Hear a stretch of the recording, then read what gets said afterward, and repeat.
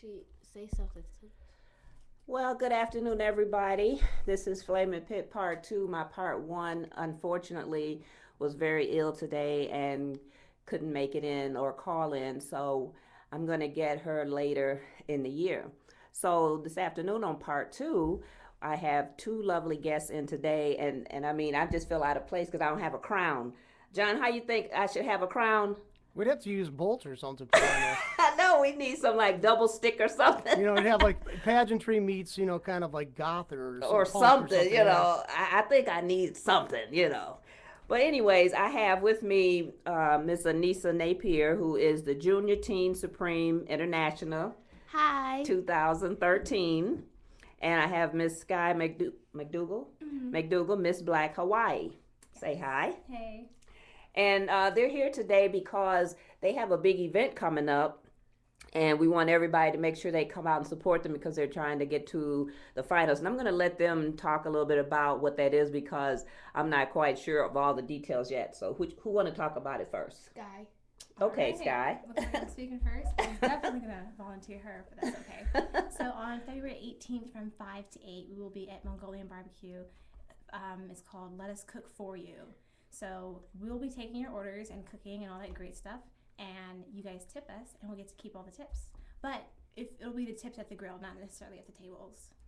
Okay. So, I've only been there once before, and I never even noticed anybody tipping because normally it's sort of like all you can eat, and, I never tip because nobody's waiting on me. So people will have it like set up so someone know that this is where you should tip, or how is that going to work? Exactly. It will be set up so people know that you're supposed to tip us. So we'll be behind the grill, and there's, to my knowledge, going to be a bucket or something like that in front of us, and people will know to put tips in the bucket. Now, are you going to be wearing your crowns? Yes, ma'am. Yes. Well, wouldn't the steam hurt it or something? I don't imagine it'll hurt it. Because you figure it might get steamed up.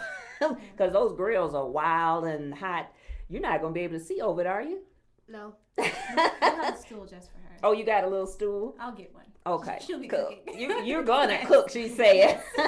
If you want tips, you're going to cook. So have you guys eaten there before? Have either of you eaten there before? I ate when I was little because it was a school. We went on a field trip. Mm-hmm. And we went and we ate and we left after that. We ate and ate and ate. Yes. Now, since I saw you last, Anissa, you have gotten a new title. Tell me about that. It was, I got in the pageant and we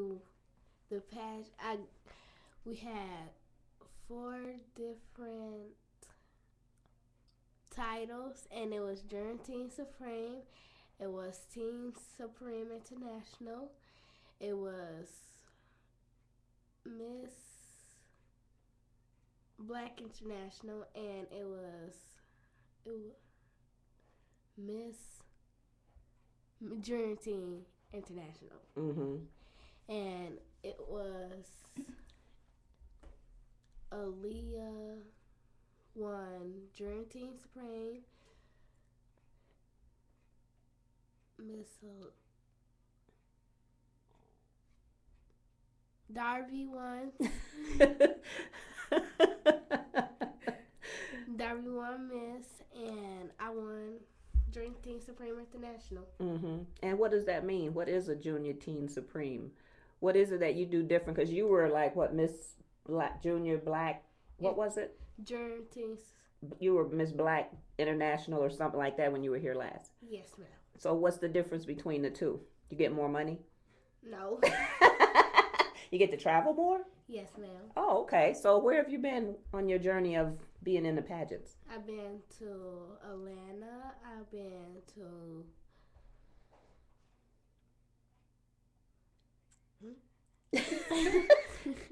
In case everybody knows, her coach is in the back. She's prompting. South Carolina. I've been to... That's it.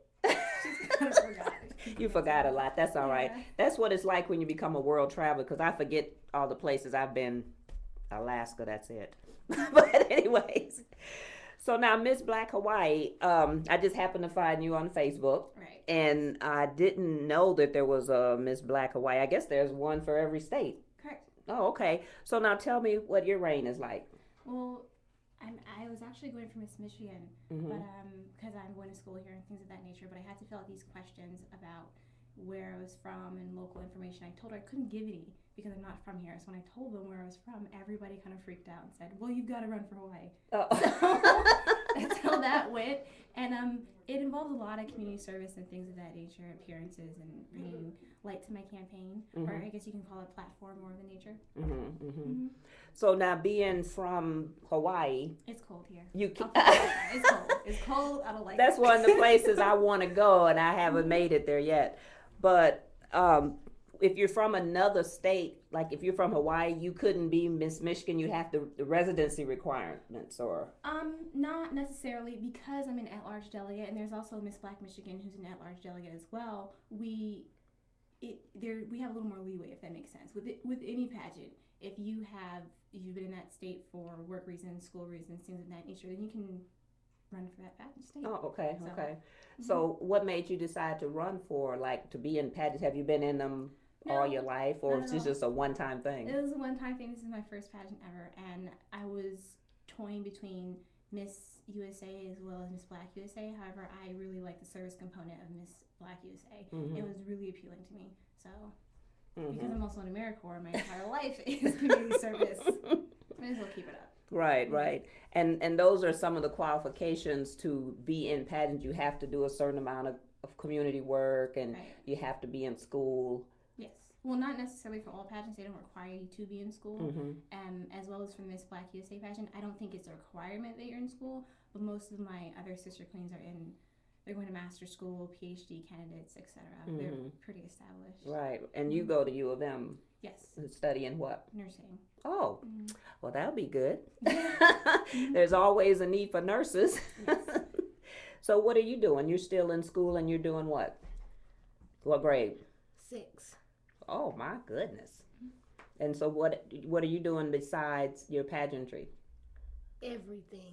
Oh, that's a good thing. And so how much are you enjoying this? Or do you sometimes you feel like you just wore down, you don't want to do it anymore? You ever watch Toddlers and Tiaras where the little kids, Yeah. sometimes they run them ragged. They're like, I don't want to do it anymore. It's not with the pageant, but sometimes when I go to school and get up, I just don't want to go to school. Are the pageants, do they normally run late or something like that to make you, next morning you got to get them go to school? No. They don't give you a day off if you have a pageant? Yeah, sometimes. Oh, well, what the problem is? What the problem is? You don't, do you? No. You go to U of M, they never close. Yes. I retired from U of M, and we'd be waiting for snow days, any days, and U of M don't close. We were actually They're waiting just like, yesterday. huh? We were waiting yesterday and hoping that they wouldn't. I know, with all the ice and stuff, Yeah. they don't close. If Mott and Baker don't close, U of M don't close. You're going to have to put your skates on and slide on in. But, so what year are you in nursing?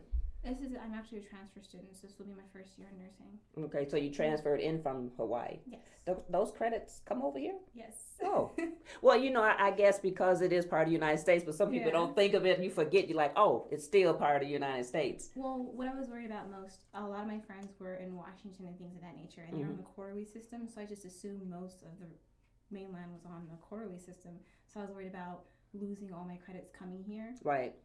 No, I didn't lose anything. Oh, well, that worked out good because now you don't have to start all over. Right, and U of M isn't on a quarterly system anyway, so I wouldn't have to worry about that. Oh, what's up with that? So what do you guys have planned as far as events coming up beside the fundraiser at BD's Mongolian? You got anything coming up? Any big events? Yes. You got anything? Yeah. You want to go first? No. She don't want to volunteer. No, I'm going to make her talk today.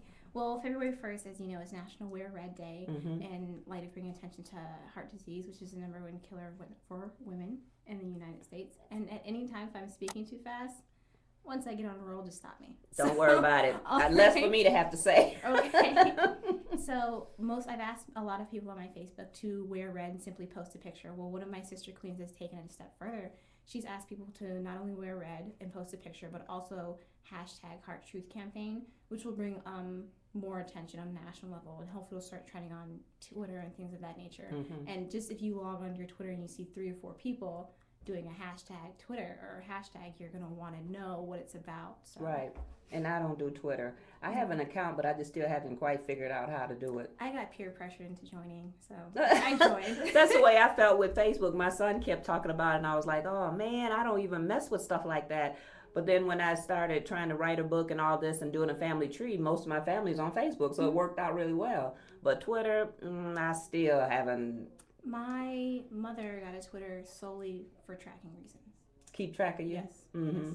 She'll just simply track me. And I had to take the location off of my post because I traveled so much. She would say things, well, why are you in Iowa today? Why did you just in Flint yesterday? She's like, Mom, go to sleep, please. Please, just, I need to do something. She got to keep in contact with her baby. Yes. Well, you know, these days you have to be pretty safe when you travel because there's always bad stuff going on in the news. So you never know. And, you know, I'm a mom myself, and I'm always wondering where my boy is. If he's right around the corner, I'm texting him, where you at? So are you enjoying this new title? Yes, ma'am. And what have you done so far? I did the breast cancer walk. I just did an appearance a few weeks ago with Pure Pro Wrestling. And I had a conference call with The president? Yeah. Did Mr. Obama call you? No. Oh, not that president. No, he wrote me. He wrote you? Yes, ma'am. Oh, for real? Yes. So I know you got that framed. Yes, ma'am. Exactly. Was it autographed too? Snap. That doesn't happen to a lot of people. That doesn't, but that's a good thing. Now, you were just at the My Dreams Do Come True event. Yes. And how'd you enjoy that? It was amazing. I was actually nervous because I didn't know anybody there. But my pageant coach, Lalitha Quill, she's been I guess you can say, complete blessing for everything I've needed. So that day, I want to say we brought in well over 100 dresses. There was a young girl named Riley who brought in, well, not that day, but she did fundraise 60 dresses on her own from her high school. So when I went to Miss Lalitha's house, it's just overflow of dresses. Yeah, and yeah, all that kind of yeah. stuff. But she actually donated to my pageant wardrobe. I needed a red dress for a photo shoot coming up, and I just went in looking for one red dress. And when I left, she said, I know you need more dresses. Go in there. Just go grab some dresses. Yeah, so, yeah. It was awesome. Yeah, I saw the pictures of those. And Bubba O'Malley's is a good place to do events like that because I've been part of several fundraisers out there. But so now you guys, I guess, have you guys ever thought about doing Bubba's for a fundraiser other than, in someone else's like that? Have you thought about using them for your own fundraiser? We haven't, but I did notice there were 10 days of service while I was there at with My Dreams Do Come True. So that is on our back burner once we get through this month. Yeah. Finish. Yeah, because they do the buffet and you do karaoke and everything like that. Because I'm part of the group, Patricia's Promise to Domestic Violence, and we did the first annual there in October, and a couple other groups I know that have been in, like Hurley does it every year, and they've done really well over the years for breast cancer, and they do fundraisers for everybody. Okay. And so it's easy to get involved with them, and they do a really good job of hooking you up. Awesome. So I guess that's where we're going next. Yeah. But anyway, so who came up with the fundraiser at BD's Montgomery? Were you guys all hungry when you thought of that? Yes. Yeah, she's always hungry. I guess the smallest thing in here, she's always hungry. You probably can really eat, huh? Well, I think that'll be a good thing too. Now, when I saw it on Facebook, you have a lot of people that are saying that they're going to actually come, and are you looking for like a huge crowd of people saying they're going to actually come, or you're just not sure what's going to happen yet? Yes, ma'am.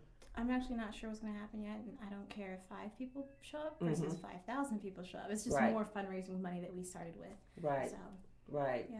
Well, I think it'll work out well because a lot of people go there, and I think what'll happen too is once you're there, even if people didn't sign up to be there, I think you probably will still get some tips because when they see, this is a good cause, people tend to donate, whether they have a lot of money or not, throw a couple dollars in there, they all add up. So I think it'll go really well. Well, I'm gonna come and bring my son so he can show y'all how to make squid tacos. Okay. I should have brought it. If I'd known, I would have brought him some squid back from Hawaii. You can get it dry and you can eat it like, I don't know, I guess you can say jerky or like beef chips. jerky. Mm-hmm. We did that in Alaska. That we stopped in Juneau and they had salmon jerky. Mm-hmm. And he likes all that crazy stuff, jerky stuff, and I'd just be like, it's like dog food, or it looks like a chew toy. And he was we were on the tour bus and he was eating, and I kept going, what is that smell on here?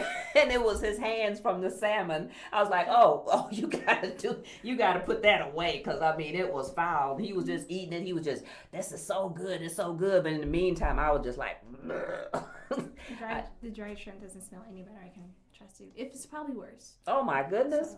Ugh. And you smuggle that on the plane, huh? If it break open, it's done. Just put it in my carry-on. Or not my carry-on, my check bag. Yeah, so it goes underneath the plane. Yeah, it goes underneath the plane, and then when they turn on the air, all that comes up through there. Everybody be like, what's that smell?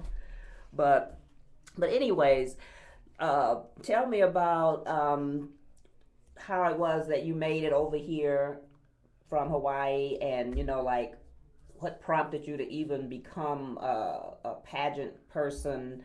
Like, was it something you always thought about way back in the back of your mind, or did you just, like, when they said do it, then it was just like, it's on?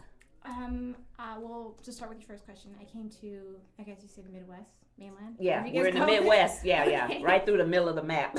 I had joined AmeriCorps and CCC, and so it's a service project. I wouldn't say a service project, I guess a service orientation devotion, study with my words, for about 10 months, and it's team-based. So from 8 to 2, you're on teams for about 8 to 12 people per team. You're traveling around in a 15-passenger van, doing all sorts of service projects throughout the Midwest. And I was based out of Vinton, Iowa, but I had come to Flint twice, once working with Flint Housing Commission, or HUD, and then the second time working with U of M, and I call it the EOI office, but I know somebody's going to kill me because that's not the right. Oh, the EOI? Yes, with Mrs. Parks and over there. And then I did disaster relief and that sort of thing for about a year. And when I talked to my boss, my now boss, he told me he had a Vista position open. So I decided to just come here. So now the difference between AmeriCorps and Vista is what? Well, Vista is part of AmeriCorps. AmeriCorps has several branches. Okay. So there's NCCC, which is basically for the younger demographics of 18 to 24, and I saw it as free travel and community service. Exactly. And so they paid for my ticket from Hawaii. I had housing provided in Iowa, and all my traveling, I had a traveling allowance wherever I went. In a year, I went to more places that I could count, and it was we moved every 6 weeks, and 1 week we're doing conservation work, and then the next week we were doing camp restoration in Minnesota, and then Hurricane Irene, I was in New Jersey, and then for 9/11 that year I was in New York. Oh my goodness. What, did you get to go to New York for Hurricane Sandy? No, I have friends that went though. And I have friends who went to, my sister served during the year of Hurricane Katrina, and so she did AmeriCorps for some outrageous amount of years, of like 3 or 4 years or something like that. Well, Katrina's still going on. Yeah. It doesn't even make sense that they haven't fixed it yet. Exactly, and I guess you could say Louisiana, for lack of this, for better words, had a contract with AmeriCorps for 5 years afterwards, so they would always get free contracted help from AmeriCorps. Right. But when I joined, it was on the 6th year, so I never got to go. Oh. So that's okay. I'll just go back later. Yeah, it'll be another hurricane. Yeah. I mean, when you talk in hurricane season, you never know. I would just be afraid because when you start talking about hurricanes and sitting right there with all that water. Well, I'm still signed up with disaster. It's called the DAT. I think I said that right. Disaster Action something with Red Cross. So if they call me to deploy, then okay. Yeah. Sure. Yeah. I know that when we were gathering items to go to New York. All like, they showed all the pictures of the water and everything. I mean, that's terrifying to me. Hurricanes and, typhoons, anything with that much water. I always say I can't swim and I can't drink at all, so I'm going to be in trouble.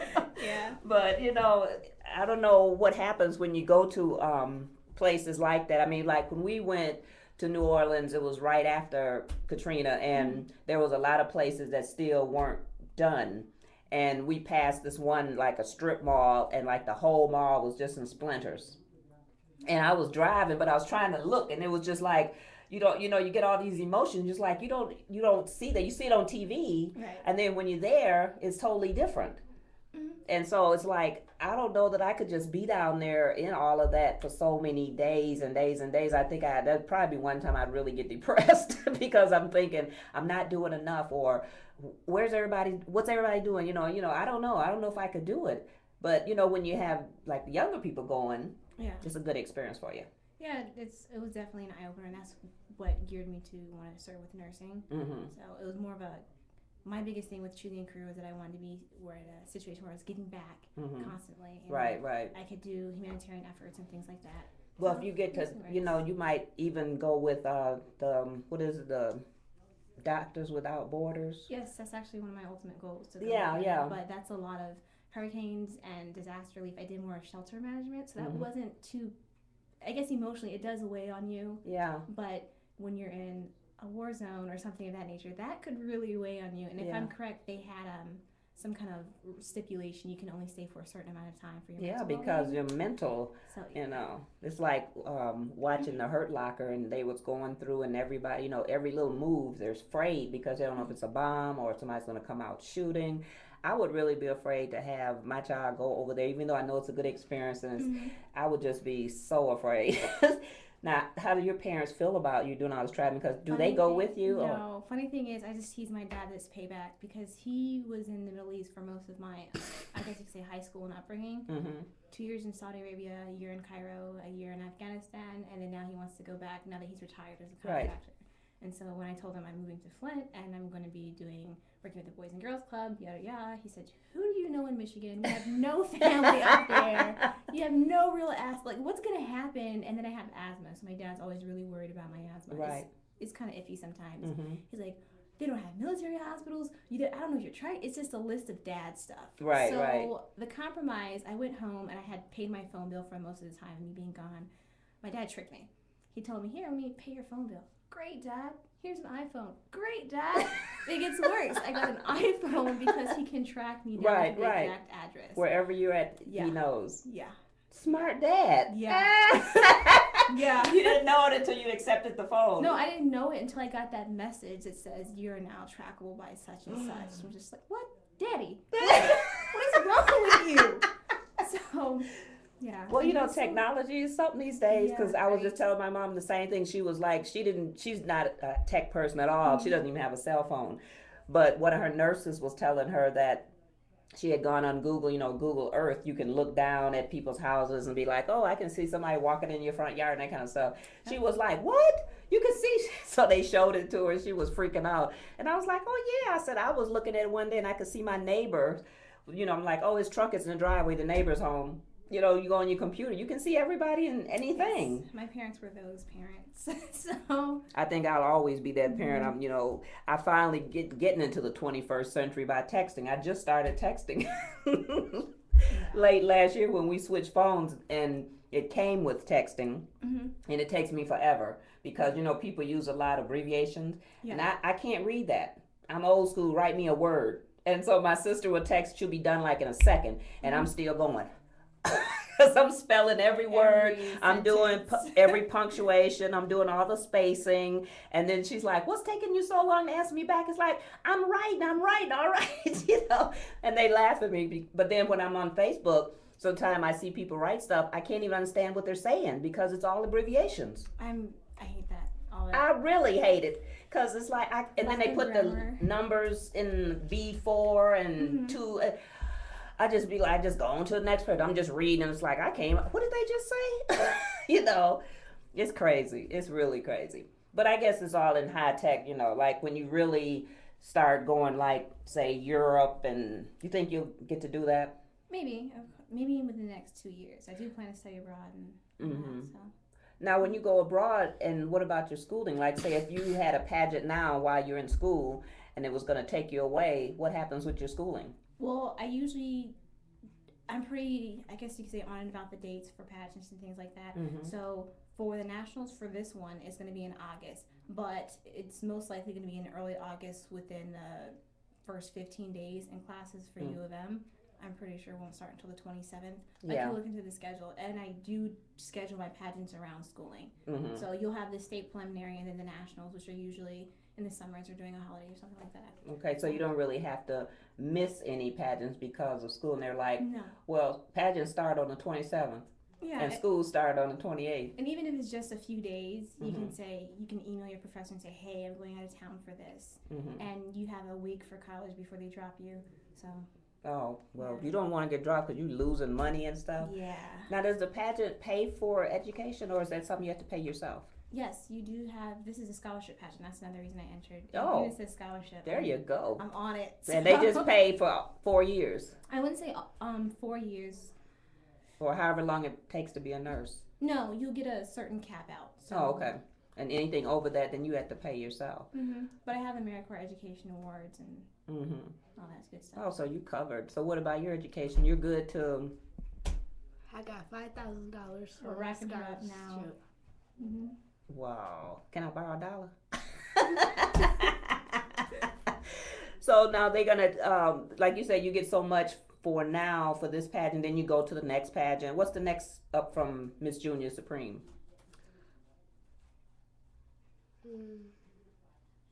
Coach? Then you have to, Pass my crown to other people. yes ma'am. You have to do what? Pass my crown. And then who do you pass it to? Someone's going to take your title. Yeah. And then what's the next title up that you would go for, or would you just not go for one while you passing it over? I wouldn't go for another one. I think Mom said you're gonna, if you wanted to do another pageant, you would just enter another. Oh, Yeah, okay. after this one, Mhm. they don't give you another crown because you'll be out that pageant. So is it age? You Yeah. get to a certain age, you're done with being a junior. Yeah. Now you become a miss, Teen. a miss Miss teen. teen. Mhm. Okay. So how old are you? 12. Oh, you got to get to be a teen first. So now, how long you think you want to be in pageants? Forever. For real, you like it that much? Yeah. This was my first pageant, Mm-hmm. and now I'm going back to pass my crown. And after that, I think I'm going to take a break and then go back into the pageants. After you become a teen. Yeah. Oh, well, that's good. And how long you been doing it? Since how old were you when you first started? My first pageant is this pageant. No, I mean, like, did you do anything like the toddlers and tiaras, anything when you were young like that? No. No. Okay. But so you were just the Miss Black Teen International up until this. Yes, ma'am. Okay. So that's just the one pageant. Yes. Oh, okay. I'm gonna learn this stuff yet. And everybody, of course, knows how to wave. Does everybody wave the same when you're No. a junior or miss? Some There's people wave different like waves. this. I had no idea until she. What? I was like, what? There, Okay. I thought everybody did the same wave. Did They you go watch like Miss this. Congeniality? Was it elbow, elbow, wrist, wrist, something like that? I don't know. What is it? Elbow. See, you got us thinking. We have no idea. I know. I thought everybody did the same wave. No, everyone would do this. So that's the correct wave. No.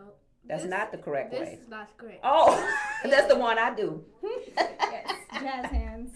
Okay, so what's the correct? Show me the correct. That looks like the wrong one. No, it's like Show me the this. wrong one again. Oh, too far. Swinging your wrist too far. Okay, now tighten it up. Okay, I feel a muscle pull. Exercise. See, that's why we've got great arms. That's why you got to get them arms up. Mm-hmm. When you run on the treadmill, just Oh yeah, I'm gonna run on the treadmill until that. They'd be like, "What happened to Lisa? She back there trying to wave and run on the treadmill." I don't think I have that much coordination. I can do this hands. Well, yeah. Now, is it automatically your right hand? Yes. Oh, what if you're left-handed? I'm not. No, I mean, what if the person is left-handed? Oh, you gotta go this way, yo. So you can actually use both hands, but it just depends on. Okay, if you left-handed, Mhm. you gotta start like on the left and then go like that. Okay, but if you're ambidextrous, then you just go like this. Yeah. Woohoo! I won't get it. Okay. I won't get it. Forget about it. Sorry. But anyways, let's mention one more time about the fundraiser so that everybody be sure they come out. Who's going? It's your Me? turn? No. I tried. Okay, let's tell everybody one more time about the fundraiser. February 18th at Mongolian Barbecue from 5 to 8. 3 hours of tipping, and we want to see those jars full. Yes. I'll bring 6 buckets because I'm sure everyone's going to show up and overfill my first bucket. And they'll be really, really huge gallon size, the kind you wash your puppies in. Don't worry about it. You guys will be tipping. Thanks. That's right. We want everybody to make sure they come out February 18th at BD's Mongolian. That's on Miller Road. I'm sure everybody knows where it is. It's for a good cause.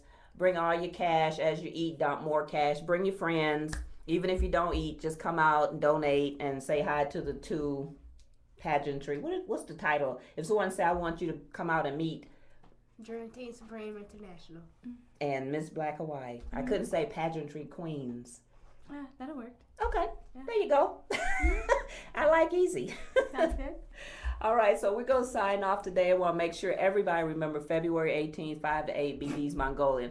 And we're going to sign off with the wave. But next week, wait, we're not ready yet. Okay, I got to say who's going to be here next week. Mm-hmm. Okay, so next week we have Mr. Danny Paul coming in, who's country singing musician and also PPW referee.